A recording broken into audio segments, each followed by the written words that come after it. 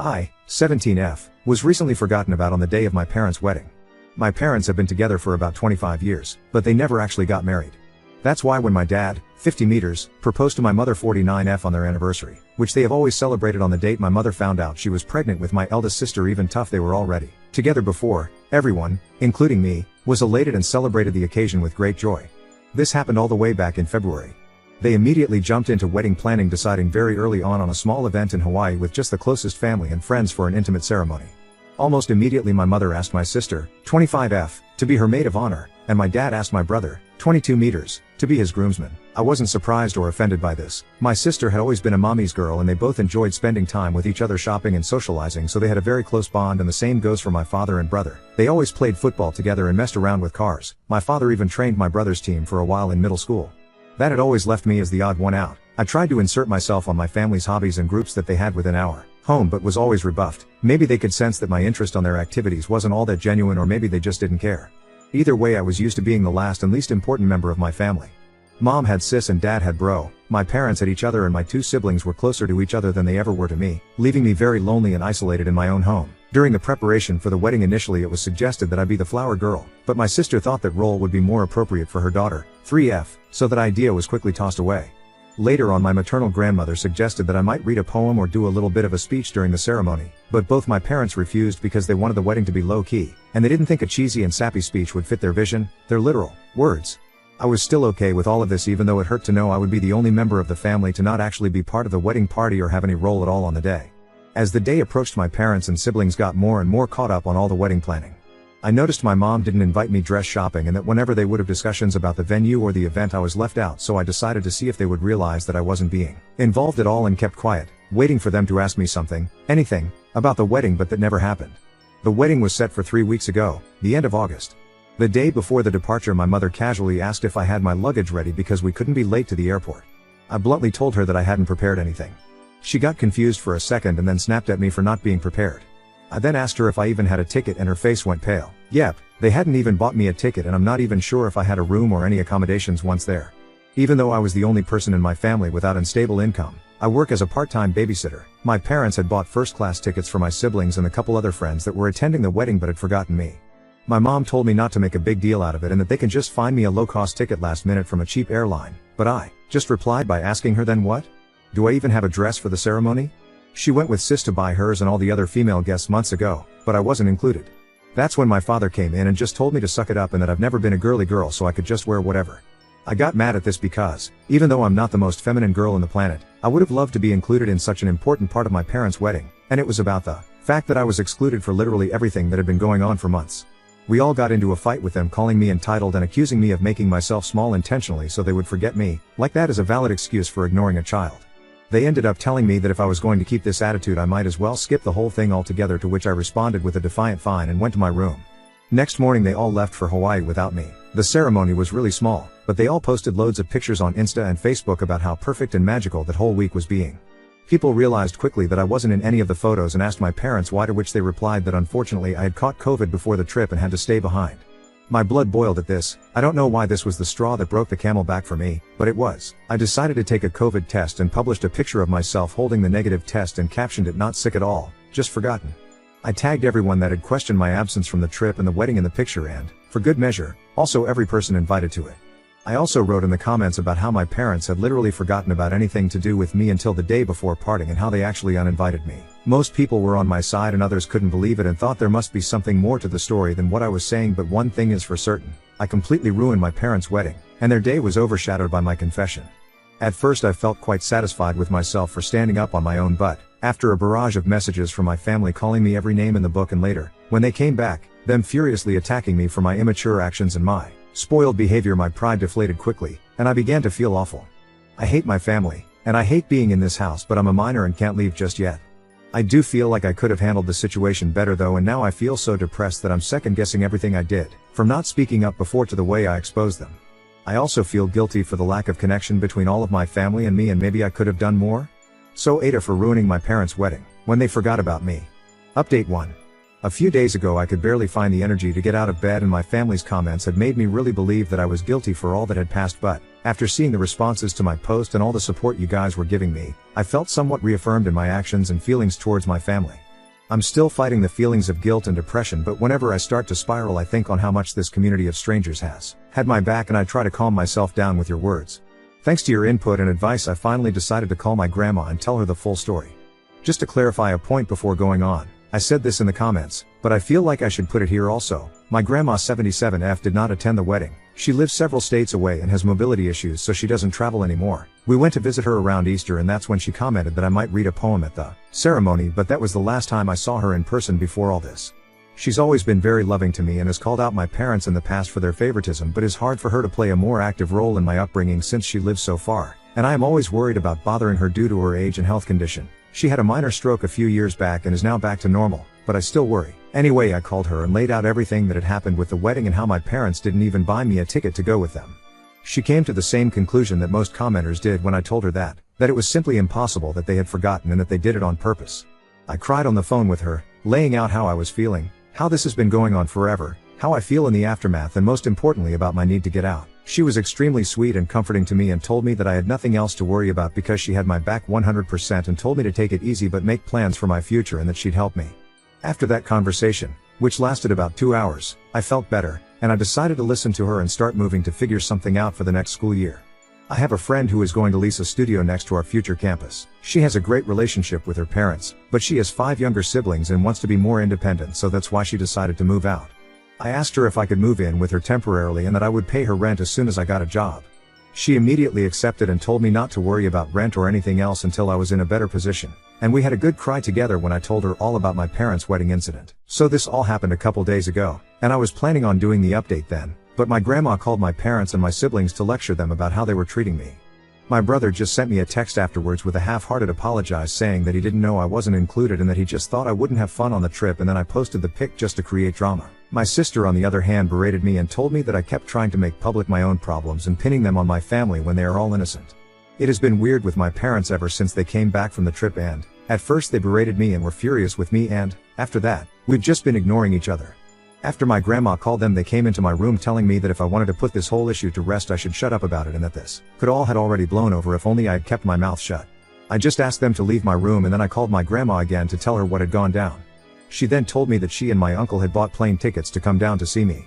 This was something that I was actually scared about because my grandma's health is not the best and this kind of effort is a lot for her, and I know how complicated it is for her to get on a plane, so I tried to dissuade her from coming and told her everything would be okay, but she wouldn't listen and told me that she was long overdue a conversation with my parents and that she wanted to see me. I'm stressed for her, and I feel again like I forced her to take a long uncomfortable trip because of me, and that maybe I should have dealt with this myself. I do want to see her, and I wish for nothing more than to hug her right now, but I'm worried about her. At least my uncle, Mom's older brother, is coming with her, but I hope she doesn't exhaust herself or nothing happens to her because that would break me. They arrive tomorrow and have not informed my parents of their trip. My grandma asked me to keep it until she gets here. I hope she is able to make my parents see the mistake in their actions, or, at the very least, help me break the news to them that I'm moving out very soon, and I plan on being no contact with them. I don't know, I'm worried about her having to do so much for me and bothering her, but I also appreciate and love her so much for doing all this for me. Update 2. So my grandma called me to tell me she was coming here to see me and help me out.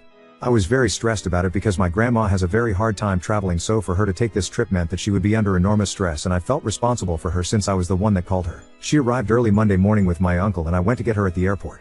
NGL, it was a very intense and emotional moment, and as soon as I saw her I ran to her arms and broke down sobbing. I don't even know if I was able to tell her anything at that moment because of how hard I was crying, and I had so many things to say. Thank you for coming, for being so good to me, for having my back. I'm sorry to have made you take this trip. I feel awful at home. I don't know if my parents love me, but I know you do. Am I an affair child? I truly was hit with all of this, plus the guilt and the anxiety all at once when I saw her, but she held me tight in her arms telling me everything was going to be okay. My uncle hugged us as well. I don't know how long we stayed like this, but it must have been a while until my uncle told me we should get going. We grabbed a cab and went to their hotel. My grandma had teary eyes and I could feel her breathing heavily, which scared me, but she kept hugging me and smiling all the way. She had reserved a double room so I could stay with her for these days, and once they were settled in and I was more calm, we sat down and I poured everything out for them. The years of neglect and the emotional abuse, how I was feeling miserable after the trip, but also for years now, how my parents have been trying to make me feel guilty for all of this that has happened, how I was scared about my future, but my one priority at the moment now was to move out of that house even at the expense of my school work, how I have made arrangements to move in with my friend and I was looking for a job, and I told them about this post and how some people thought I might be an affair child and that I was beginning to question that as well. It was a lot and I could tell they were both really affected by what I was saying, but they kept comforting me and making me feel safe to open up to them. After I unloaded all my concerns with them, my grandma reassured me that I had nothing to worry about anymore and that she would be here for me always. First of all, she reassured me that I was not an affair child and that both my parents were thrilled when my mother got pregnant with me, and that she knew the ultimate deal breaker for my mom was cheating, and she believed it was the same for my father. Apparently the favoritism began showing when I was around 3 to 4 years old, when my parents were constantly complaining about having a young kid in the house, and they were bothered because they could take my older siblings to their stuff but not me, and I was also very shy and a bit of a crybaby, which they had no patience with and made me very different from my siblings. She told me that she knew that my parents had saved more than enough for my college. They're really well off, so that had never been a concern for me until now, thinking they might pull the funds away from me for my education, but that if they tried to not pay for my schooling she would take care of it, and that she just wouldn't let me drop out because of money concerns. She also told me she would help me with rent and an allowance to move out. She was very generous and I thanked her for it all, but I also told her that this experience had been eye-opening in the sense that I never realized how privileged I had been economically all my life. For all their faults, my parents have pampered me, money-wise, all my life. I went to private school, I have a rather large monthly allowance, I've had a card for years now, and they have never objected to any of my expenses. Seeing the stories here, I realized how good I've had it so far and how being dependable on them all my life made me so exposed to losing everything. And I want to be independent now, not just from my parents, but from everyone. I feel like I need to learn to stand up on my own. Writing this and having just read all the stories of people in truly awful situations makes me feel like I've been a spoiled brat all my life, tbh. She insisted on me accepting my help until I don't need it anymore, and I accepted that, but will look for a job and try to make it out on my own. We relaxed for a while in the hotel because we were all exhausted from the morning, but in the afternoon we grabbed a cab and went to my house. My parents were extremely surprised to see my grandma and uncle with me when I entered the door, but before they could say anything my grandma told me to go pack all my essentials while they talked to them. I rushed upstairs and I could hear my grandma and uncle berating my parents for all that they had put me through. At first I also heard my parents trying to defend themselves, but eventually they quieted down. When I came downstairs with 2 suitcases and my backpack full to the brim with everything important that I had in my room, they were all in the living room. My father was beet red and my mother was sobbing like a child, and when she saw me she extended her arms on my direction saying she was sorry, but I just said save it with the coldest tone I could muster, and my dad said that I didn't have to be jerked, to which both my uncle and grandma told him to shut up. I left the house at that moment and waited for the cab outside. In the hotel, my grandma reassured me that I wouldn't have to go back to them, and that they told her my college tuition was never in question for them, and that they had planned to throw me an extravagant birthday party to make up for the wedding mess and were going to be giving me a car as an apology for everything. But my grandma was having none of that BS, because it was pretty obvious to her that they were only trying to save face, and they were coming up with these things on the fly, and that a party and a car would not make up for all that they have put me through.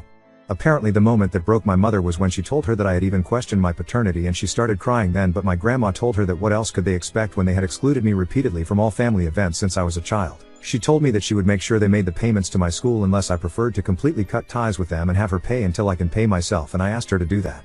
I felt bad because I feel like it's not her responsibility, but I truly don't want anything else from my parents anymore, and although my grandma is pretty well off herself, she's not as wealthy as my parents, but she reassured me that everything is alright and that everything going to me would be taken away from my mom's inheritance. So the next day we went with my friend, her parents and grandma to the studio where we were planning to move, and immediately upon arriving my grandma said absolutely not. I knew from pictures that the studio was very small and dirty, but we saw water damage and mold in the bathroom and kitchenette, and there was also rust in the little old appliances.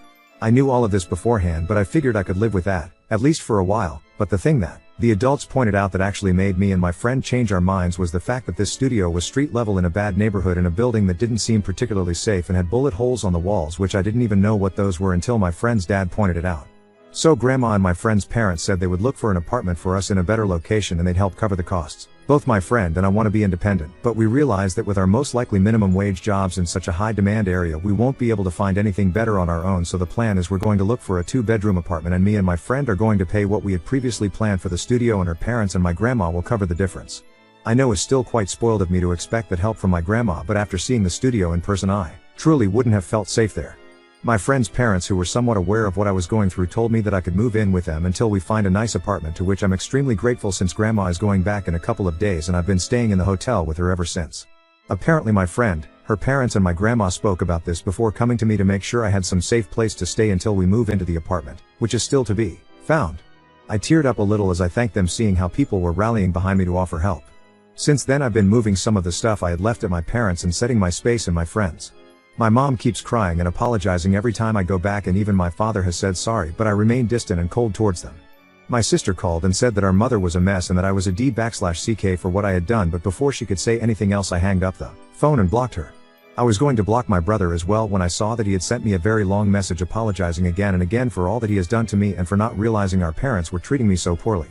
He says he's been doing a lot of self-reflection on the days since Grandma called and realized that he had been in the wrong for assuming I wasn't on the trip because I wouldn't want to go and for just allowing my parents to exclude me for all those years. I sent a brief reply thanking him for his words but telling him I need space and I was not ready to accept his apology.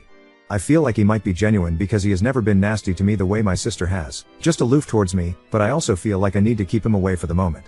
Also, keeping a bridge up with my family feels like the right thing to do right now that everything is so fresh. Maybe in the future he will show me he's just as nasty as everyone else and I block him, but as long as he respects my boundaries I feel better not cutting him off completely.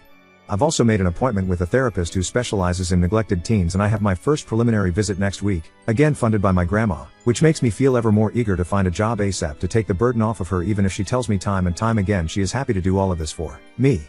That's where things stand right now.